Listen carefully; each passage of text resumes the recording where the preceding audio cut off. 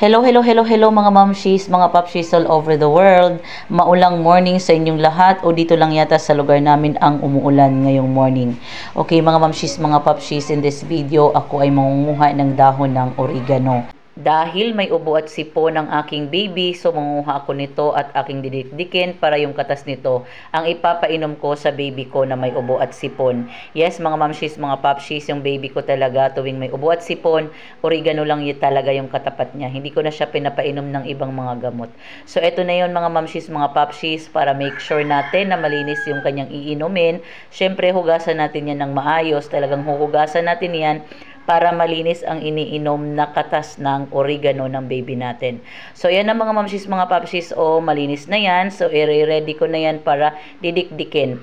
So, ang ginamit kong pandikdik ay yung tasa at saka yung plato. Kasi mga mamshis, mga papshis, wala kasi akong pandikdik. So, ito lang yung ginagamit ko. Anyway, malinis naman po yan. Bago ko yung ginamit, hinugasan ko, pati yung kamay ko ay malinis. Dikdikin lang yan ng dikdikin hanggang sa yung kanyang katas ay lalabas. So ito mga mamshis, ayan o, iniunti-unti ko hanggang sa talagang lalabas yung kanyang katas. Kahit na mapait yan, yung baby ko napapaitan siya pero nasasarapan naman. Tuloy-tuloy lang sa pagdidikdik mga mamshis, mga papshis, hanggang sa kanyang katas ay talagang lalabas. Mas maraming katas, mas maganda. So, yan ang ginagawa ko. Ayan. So, dahil nga hindi ko pa ako nakontento, dikdik pa rin ako ng dikdik.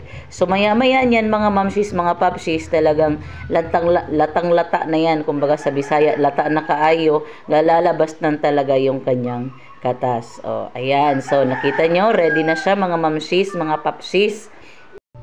Dahil ready na siya, atin na siyang unti-unting pipigain. So, ayan. Ilalagay ko siya dyan sa may baso, yung kanyang katas.